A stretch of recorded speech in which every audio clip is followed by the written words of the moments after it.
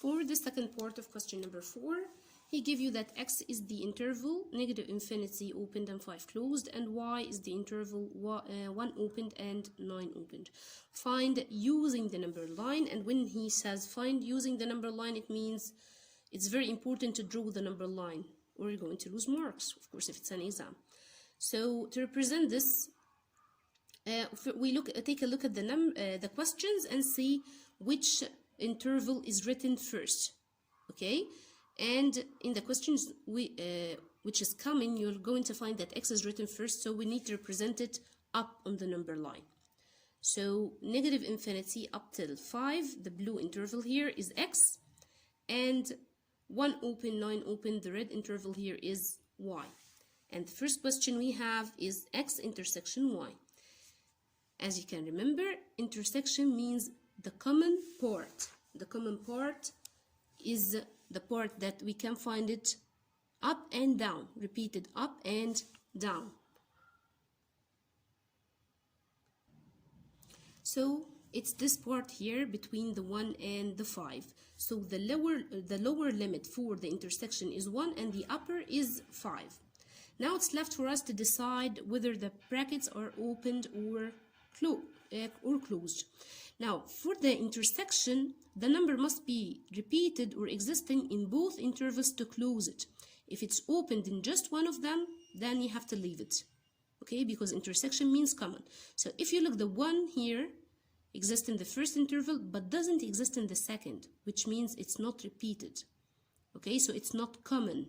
So we have to open the 1, while the 5 here is closed up and down, so the 5 will be closed, so the intersection will be 1 opened and 5 closed. The second one, I need to find x union y.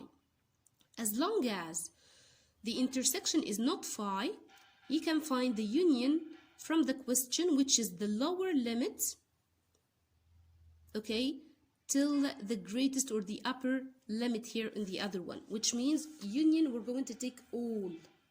So from the smallest thing, which is negative infinity, the smallest lower limit, till the greatest upper limit, which is 9 opened. So again, the union means taking all of what you have in both intervals. So the first interval is from negative infinity till 5, but the second one will continue up till 9 open. So again, it will be negative infinity and 9 opened, because union means take it all. The second question, or the third question here, we need to find x difference y. Again, difference means what exists in the first but doesn't exist in the second, okay? So what exists in the first one and doesn't exist in the second one is starting from negative infinity till the 1 here, which is the green part here, okay? Because starting from the 1 or after the 1, we're going to start to have common numbers here. So what are the numbers that are exist in the blue one and doesn't exist in the red one? It's this blue part only, from negative infinity up till 1. Now let's look at the brackets. We said that the lower limit will be negative infinity, while the upper will be 1. Of course, negative infinity and infinity always opened, so we're not going to think about this. Negative infinity always open, and we're going to reverse. The 1 here is open, so we're going to make it closed. So x difference y will be negative infinity and 1 closed, because it exists in the first but doesn't exist in the second. Now we need to find x complement. What's the meaning of x complement? Everything that doesn't exist in the interval x, or the opposite of x, or what will complete x to become r, the real numbers. So x is the interval from negative infinity up till 5 closed. So all of this is x. So the other part, the remaining part from the number line here, it's the x complement, as you can see.